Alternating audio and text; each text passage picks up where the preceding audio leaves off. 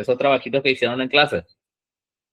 1. En base a la lectura de los artículos de la Constitución, identifique cuáles son los medios y mecanismos de control que ejerce el Poder Legislativo sobre los demás órganos. Explique en qué consiste cada uno y qué efectos puede producir su aplicación. Artículo 192 de la Constitución Nacional habla del pedido de informes. Este artículo de la Constitución Nacional otorga a las cámaras del Congreso la facultad de solicitar informes a otros poderes del Estado, a entidades públicas y funcionarios sobre asuntos de interés público, excepto cuando se trate de la actividad jurisdiccional. Los destinatarios están obligados a responder dentro del plazo fijado, que no puede ser menor a 15 días. Este mecanismo permite al Congreso fiscalizar la gestión pública y exigir transparencia en el ejercicio de funciones estatales. Artículo 193 de la citación y de la interpelación. El artículo 193 de la Constitución Nacional autoriza a cada Cámara por mayoría absoluta a citar e interpelar a ministros y a altos funcionarios cuando se estudian leyes o asuntos relacionados con sus funciones. Los citados deben concurrir y responder, salvo causa justificada. Y las preguntas deben ser comunicadas con 5 días de anticipación. La norma garantiza la participación tanto de la mayoría como de la minoría parlamentaria en la formulación de preguntas y excluye de la interpelación al presidente, vicepresidente y magistrados en materia jurisdiccional, respetando la separación de poderes, ¿sí? Atiendan allí la diferencia de plazos que hay. En uno, para responder los pedidos de informes, el plazo no puede ser menor a 15 días, y para la citación e interpelación, las preguntas deben ser comunicadas a la persona que va a ser citada e interpelada con por lo menos 5 días de anticipación. Artículo 194 del voto de censura. Este artículo establece que si el funcionario citado no concurre o sus respuestas son consideradas insatisfactorias, ambas cámaras pueden emitir un voto de censura por mayoría de 2/3, recomendando su remoción al presidente o superior jerárquico. Aunque no es vinculante, el voto de censura tiene un fuerte impacto político. Además, si una moción de censura no es aprobada, no puede presentarse otra sobre el mismo tema y respecto del mismo funcionario en ese periodo de sesiones, ¿sí? Esa es la palabra clave allí, lleven en cuenta, en ese periodo de sesiones. Para confundirla, a veces les ponen 1 año, 2 años, 3 años, 4 años, ¿sí? La respuesta es en ese periodo de sesiones. Artículo 195 de las comisiones de investigación. El artículo 195 de la Constitución nos dice que el mismo permite que ambas cámaras formen comisiones conjuntas para investigar asuntos de interés o la conducta de sus miembros. Las autoridades y particulares involucrados deben comparecer y entregar información bajo sanción legal en caso de incumplimiento. Sin embargo, no pueden ser investigados el presidente, el vicepresidente, los ministros, ni los magistrados en materia jurisdiccional o en funciones jurisdiccionales. Las comisiones no pueden interferir con el Poder Judicial y sus conclusiones no son vinculantes, aunque pueden remitirse a la justicia ordinaria. Los jueces deben colaborar con las diligencias que soliciten las comisiones. El punto 2, el ejercicio dice: analice las diferencias esenciales entre el juicio político y el control de constitucionalidad. ¿Qué tipo de responsabilidad busca garantizar cada uno y qué órganos intervienen en cada una? O en cada uno, en realidad. Juicio político. El juicio político es un mecanismo político mediante el cual el Congreso puede sancionar a altos funcionarios del Estado por mal desempeño de funciones, delitos en el ejercicio del cargo o violaciones graves a la Constitución o la ley. Busca garantizar la responsabilidad política, ¿sí? Atiendan con eso, la responsabilidad política de las autoridades, y se centra en las personas. Interviene en la Cámara de Diputados, que formula la acusación, y el Senado, que juzga y puede destituir o inhabilitar al funcionario. Su efecto principal es la remoción o la separación del cargo, eventualmente la inhabilitación, sin implicar necesariamente sanción penal, aunque no la excluye. Control de constitucionalidad. El control de constitucionalidad es un mecanismo jurídico que verifica que las leyes actos administrativos y normas respeten la Constitución Nacional. Su finalidad es garantizar la validez y supremacía de la norma constitucional, no la responsabilidad de las personas. Lo ejercen principalmente la Corte Suprema de Justicia, Sala Constitucional. Recordemos que nuestro sistema de control constitucional es concentrado. Solamente la Corte Suprema de Justicia puede entender en ese tipo de recursos. Y en algunos casos, tribunales inferiores mediante inaplicabilidad. Su efecto es declarar la inconstitucionalidad de una norma o acto anulándolo o impidiendo su aplicación, ¿sí? Son los dos efectos que puede tener la inconstitucionalidad de las leyes o de los actos administrativos como las resoluciones judiciales. Uno es el de la inaplicabilidad y el otro es el de la nulidad, ¿sí? Explique el rol constitucional y el control que ejerce la Contraloría General de la República. La Contraloría la Contraloría, mejor dicho, ejerce un control financiero, administrativo y patrimonial sobre todos los entes públicos, incluyendo ministerios, gobernaciones, municipios, empresas públicas, organismos descentralizados y cualquier institución que maneje fondos estatales. Sus funciones incluyen auditorías, revisiones contables y fiscalización, la ejecución presupuestaria. Los informes y hallazgos de la Contraloría pueden derivar en la exigencia de responsabilidades administrativas, civiles o penales. Abajo.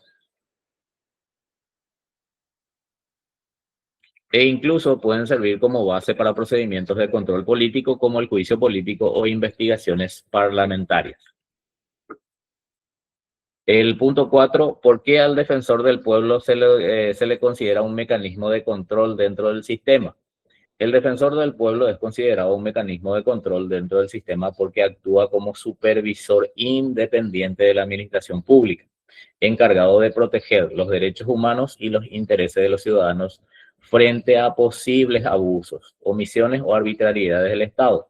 Su rol no es jurisdiccional ni político, sino preventivo y correctivo, ya que puede emitir recomendaciones, requerimientos y denuncias públicas que obligan a la administración a corregir irregularidades.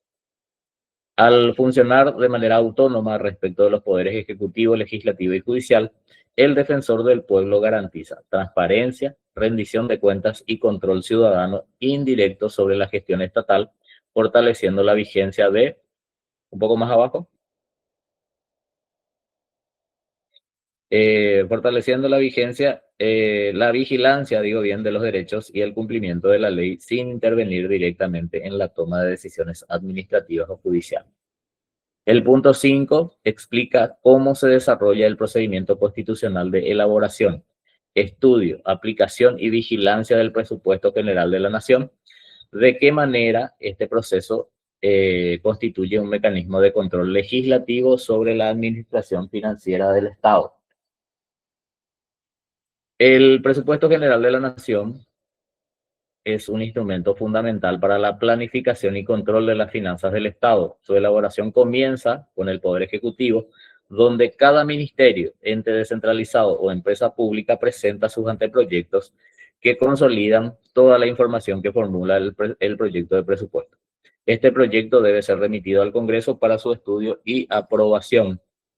El estudio y aprobación lo realiza el legislativo, la Cámara de Diputados y el de senadores. Analizan, modifican y aprueban el presupuesto, pudiendo aumentar, reducir o reasignar partidas según las prioridades nacionales y la disponibilidad de recursos.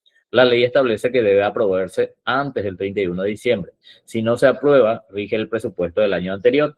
Una vez aprobado, el Poder Ejecutivo aplica el presupuesto ejecutando los gastos y programas conforme a las partidas autorizadas, mientras que la Contraloría General de la República realiza auditorías y supervisa la ejecución para garantizar legalidad y eficiencia. Finalmente, el Ejecutivo debe rendir cuentas al Congreso sobre la ejecución del presupuesto. Un poco más abajo nos habla del presupuesto como mecanismo de control legislativo.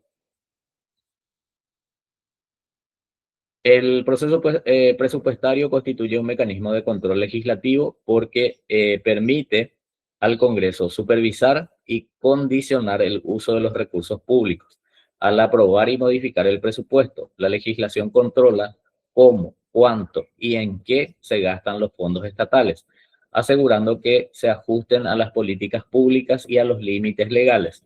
Además, mediante la obligación de rendición de cuentas y la fiscalización de la Contraloría, el Congreso puede detectar irregularidades, prevenir gastos arbitrarios y garantizar que la administración financiera del Estado sea transparente y responsable. El artículo, en la bolilla 20 habla de la protección jurídica. ¿Cómo? ¿Qué pasó, Eli? Perdón, profe, perdón. No, tranqui. Bueno, vamos a la bolilla 20 que habla de la protección jurídica, ¿sí? ¿No tienen preguntas sobre esos puntos de la Constitución que hemos tocado en la 19?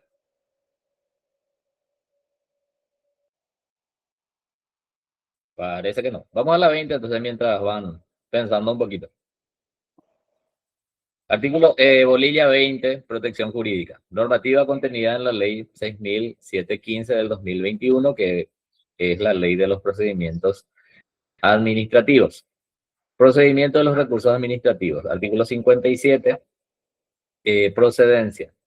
Nos dice el artículo 57 de que toda decisión administrativa que resuelva el fondo de la cuestión planteada o ponga fin a una actuación administrativa y que produce efectos jurídicos individuales e inmediatos, sea definitiva, incidental o de mero trámite, unilateral o bilateral, que no constituya un mero pronunciamiento de la administración a falta de disposición especial en contrario, es impugnable mediante los recursos que se regulan en este capítulo para la defensa de los derechos e intereses jurídicamente protegidos.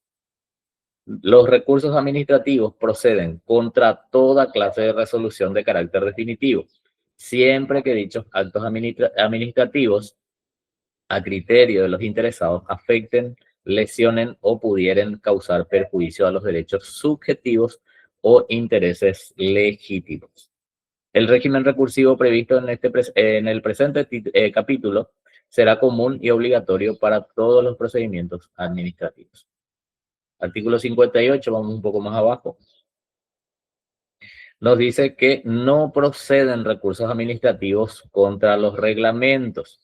Tampoco proceden contra los actos administrativos de carácter preparatorio o de mero trámite, salvo que se trate de actos que determinen la imposibilidad de continuar el procedimiento o produzcan indefensión. Artículo 59, forma de presentación. Los recursos se presentarán de manera fundada, cumpliendo con los requisitos y formalidades en los plazos que establece la presente ley. Artículo 60, efectos de la interposición de recursos administrativos. La interposición de cualquier recurso no suspenderá la ejecución del acto impugnado, salvo que una norma expresa lo establezca en contrario. No obstante, el órgano administrativo competente para resolver el recurso podrá suspender la ejecución del acto recurrido de oficio o a solicitud del recurrente cuando dicha ejecución pueda causar un daño de difícil o imposible reparación al recurrente o un daño proporcionalmente mayor que los perjuicios que la suspensión le acarrearía al Estado. Cuando se alegue y acredite prima facie o a simple vista un vicio grave que acarree la nulidad del acto impugnado por razones de interés público. Artículo 61 habla de los terceros afectados. Nos dice que si con la impugnación de una resolución que afectase en derechos subjetivos o intereses legítimos de terceras personas, individuales o colectivas, la autoridad administrativa deberá hacerles conocer la correspondiente impugnación. Resolución, artículo 62. Los recursos administrativos previstos en la presente ley serán resueltos confirmando o revocando total o parcialmente la resolución impugnada, o en su caso desestimando el recurso si éste estuviese interpuesto fuera del término, no cumpliese las formalidades señaladas expresamente en disposiciones aplicables o si no cumpliese los requisitos de legitimación respectivos. La resolución expondrá en forma motivada los aspectos de hecho y de derecho en los que se fundare y se referirá siempre a las pretensiones formuladas por el recurrente, sin que en ningún caso pueda agravarse su situación inicial como consecuencia exclusiva de su propio recurso. Artículo 63 habla de la prueba. La autoridad administrativa, de oficio o a pedido de parte, podrá determinar la apertura de un término de prueba y ordenará la realización de las diligencias correspondientes. El plazo para la prueba en esta instancia será determinado a criterio de la autoridad conforme a las circunstancias y conforme a la reglamentación de la presente ley. El término de prueba procederá solo cuando haya nuevos hechos o documentos que no estén considerados en el expediente. Los recursos administrativos se ajustarán al procedimiento general establecido en la presente ley. Recurso de reconsideración, artículo 64, plazo. El recurso de reconsideración procede contra las resoluciones definitivas o actos administrativos que tengan carácter equivalente y deberá ser interpuesto por el interesado ante la autoridad administrativa que pronunció la resolución impugnada o dictó el acto que es materia de impugnación dentro del plazo de 10 días siguientes a su notificación. Artículo 65, plazo de resolución y alcance. El órgano ante el cual se interpone el recurso de reconsideración tendrá un plazo de 20 días para sustanciarlo y resolverlo. En caso de rechazarse el mismo, el interesado podrá interponer el recurso jerárquico o recurrir a la impugnación judicial por la vía del proceso contencioso administrativo. Si ya no cabe el recurso jerárquico por tratarse de la máxima autoridad, si vencido el plazo no se dictare resolución, el recurso se tendrá por denegado. Luego vamos al recurso jerárquico. Profe, perdón, Sí, profe, ¿te puedo hacer una consultita? adelante. Por favor. ¿Sí? ¿Viste ahí donde dice en el que leíste recién, Mm, que dice que metimos nuestro recurso de reconsideración, ¿verdad? sí, Pero dice si vencido el plazo no se dictare la resolución, el recurso se tendrá por denegado. sí, Acá donde dice, acá, si ya no cabe el recurso jerárquico por sí. tratarse de la máxima autoridad. Ujú, Esto significa que si a mí la resolución llame ex ministerio de Hacienda y no ninguno de sus viceministerios, sí. ahí ya es un recurso jerárquico, ¿verdad? En esencia Ok, ya y ahí ya me puedo ir. es reconsideración, pero ya no tenés un superior inmediato a quien recurrir. Entonces ya no procede el Ok, jerárquico. de Sí, ya ahí no ya me procede. iría a contencioso. Ya te vas al contencioso administrativo segunda Ok, sala. ¿Sí? muchas gracias. No hay por qué. Después tenemos, ¿dónde me quedé? Perdón, recurso jerárquico, ¿verdad? Ahora recurso jerárquico. Sí, bueno. Artículo 66, recurso jerárquico. Contra la resolución que rechaza el recurso de reconsideración, el interesado o afectado podrá interponer el recurso jerárquico. El recurso jerárquico también podrá ser interpuesto directamente contra las resoluciones definitivas o actos administrativos que tengan carácter equivalente, anteponiéndolo al recurso de reconsideración. El recurso jerárquico se interpondrá ante el órgano jerárquico competente para resolver.